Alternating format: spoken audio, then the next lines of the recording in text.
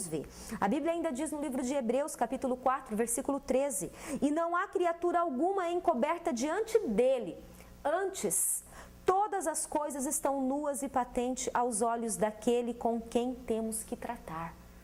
Aos olhos daquele com quem temos que tratar, é os olhos de Deus. E é Ele que tudo vê. É Ele que sabe de todas as coisas e é Ele que nós não podemos esconder nada. E é com Ele que nós teremos que tratar. Não é com os homens, não é com as outras pessoas, nós teremos que tratar com Deus. Por isso precisamos estar atentos à nossa vida espiritual, à nossa vida em relação às outras pessoas, a como nós temos vivido, ao que nós temos feito ao outro. Porque Deus tem visto todas as coisas e não tem como nos escondermos do Senhor. Então, primeiro pecado, a desobediência. Segundo pecado, além de desobedecer, muitas vezes tentar ser autossuficiente, achar que vai conseguir resolver o problema com as suas próprias mãos, com a sua própria força, com o seu próprio entendimento. Começou o pecado desobedecendo e continua em pecado, tentando solucionar os problemas com o seu próprio entendimento, o que não vai te levar para lugar algum, não vai mesmo. Nós precisamos buscar em Deus o conserto. E nós estamos falando hoje a respeito do pecado.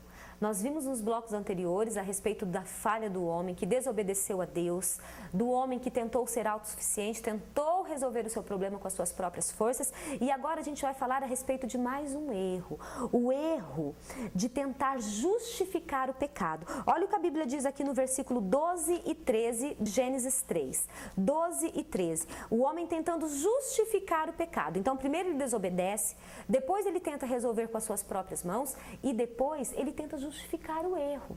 Olha o que a Bíblia diz. Então disse Adão: a mulher que me deste por companheira, ela me deu da árvore e comi. E disse o Senhor Deus à mulher: por que fizeste isso? E disse a mulher: a serpente me enganou e eu comi. Veja só como o homem tenta justificar o seu erro. O homem colocou a culpa na mulher, a mulher colocou a culpa na serpente. E geralmente é assim. Quando a gente erra, quando a gente falha, a gente tenta achar um culpado. Na maioria das vezes a gente coloca a culpa em quem? Em quem Eva colocou, no inimigo, em Satanás. E realmente ele influencia sim, só que ele tenta. Mas a nossa missão e a nossa função diante de Deus é resistir às tentações. Não é pecado sermos tentados, mas nós precisamos resistir às tentações. Não é assim? Então, nada disso foi justificado diante de Deus. Nenhuma das justificativas, nem Adão dizer que foi a mulher e nem a mulher dizer que foi a serpente, justificou o pecado diante de Deus. Nós vamos ver o que as Escrituras, o que a Bíblia diz a respeito do pecado. O pecado é uma transgressão da lei divina. O pecado é a desobediência às leis de Deus. O pecado é errar o alvo. É quando você vai fazer algo para Deus e você erra o alvo. Você errou, você pecou. O pecado é a separação de Deus. Isaías 59, versículo 2 diz a respeito da separação do homem de Deus por conta do pecado. Então o pecado é a separação de Deus. A Bíblia diz em Romanos 6, 23 que há um salário para o pecado. E o salário do pecado é a morte. A morte.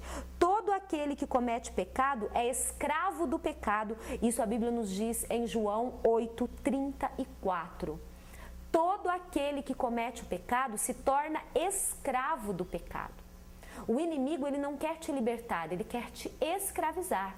E ele escraviza o homem através do pecado, através do erro, através da desobediência, através da falha, através das transgressões à lei e à vontade de Deus. A Bíblia diz em Provérbios 28, versículo 13: o que encobre as tuas transgressões nunca prosperará, mas o que as confessa e as deixa alcançará misericórdia. Não adianta a gente encobrir os nossos pecados, não adianta a gente tentar fazer como fez Adão e Eva, justificar os pecados, não adianta a gente tentar fazer como eles fizeram, achar que nós seremos autossuficientes para resolver os nossos pecados sozinhos.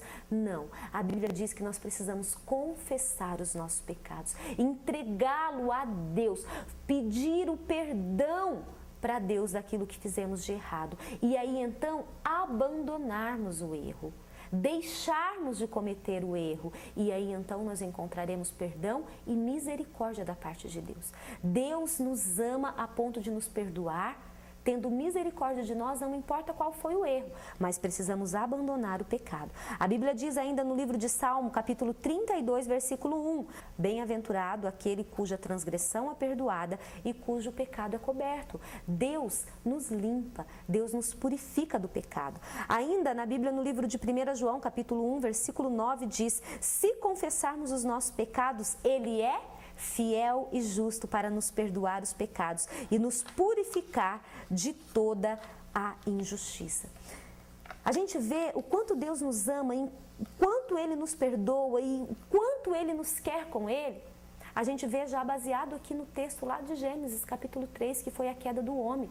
A partir deste dia, desta queda, Deus então começou um processo de se unir novamente com o homem. E este processo tornou-se real através de Jesus Cristo. Nós vemos aqui que as vestimentas da redenção, a vestimenta do ato da misericórdia de Deus ao homem em desobediência ao pecado, ela se tornou real em Jesus Cristo. Olha o que a Bíblia diz aqui em Gênesis 3, 9. E chamou o Senhor Deus a Adão e disse-lhe, onde estás? E ele disse, ouvi a tua voz soar no jardim e temi, porque eu estava nu. O homem estava nu. E fez o Senhor Deus a Adão e a sua mulher túnicas de pele e os vestiu. Aí, a partir daí, iniciou-se o plano de salvação de Deus. E a gente vê no livro de João 19, 23, tendo, pois, os soldados crucificado a Jesus, tomaram as suas vestes e a fizeram em 4 partes. No dia da morte de Jesus, os soldados pegaram as suas vestes, rasgaram as suas vestes e as dividiram em 4 partes. As vestes de Jesus foram tiradas e rasgadas para nos vestir. Lá no livro de Gênesis, a Bíblia diz que foi sacrificado um animal e as suas vestes foram colocadas sobre o homem. E a partir deste momento, esses animais serviram de símbolo daquilo que Jesus faria. As vestes de Jesus foram rasgadas e colocadas sobre nós. Deus, mais uma vez, nos vestiu, nos cobriu, nos santificou. E dessa vez, através do sacrifício daquele que viria e veio, e fez o que precisava ser feito. Jesus morreu em nosso lugar. Ele deixou que as suas vestes fossem rasgadas para que eu e você pudéssemos ser cobertos, revestidos por ela. A Bíblia diz a respeito das vestes da salvação, em Isaías 61, 10, diz assim, regozijar-me-ei muito no Senhor, a minha alma se alegra no meu Deus, porque me vestiu de vestes de salvação, me cobriu com um manto de justiça, como um noivo que se adorna com atavios e como noiva que se enfeita com as suas joias. A Bíblia diz ainda no livro de Lucas, capítulo 24, versículo 49. E eis que sobre vós envio a promessa de meu Pai.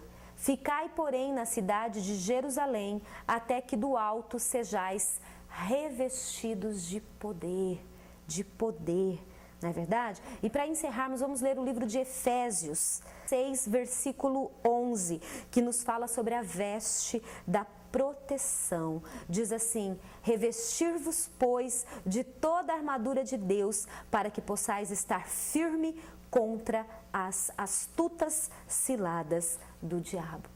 Então hoje, através dessa palavra, nós vimos que Deus tem um plano de salvação, mesmo sendo nós pecadores, mesmo nos sentindo muitas vezes autossuficientes, mesmo tentando justificar os nossos erros, Deus nos veste com vestes novas, Deus nos cobre, nos perdoa e nos ama.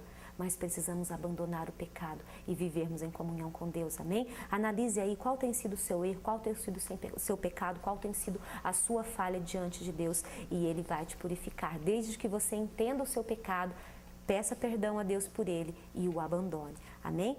Bom, e assim nós encerramos a nossa palavra de hoje. E antes de encerrarmos a nossa programação, eu quero deixar para que vocês possam acompanhar um clipe com algumas imagens do jantar da mulher renovada. Este jantar foi um jantar belíssimo. Quero parabenizar a pastora Carla, juntamente com essa equipe maravilhosa de mulheres que está à frente deste trabalho. Todos os meses realizam culto da mulher renovada e Dia das Mães, Dia das Mulheres e outras datas especiais fazem jantares como esse. Então, fica aí com essas imagens. Você que foi, nosso muito obrigado. Você que não esteve lá, quem sabe na próxima oportunidade estará conosco. Amém? Acompanhe.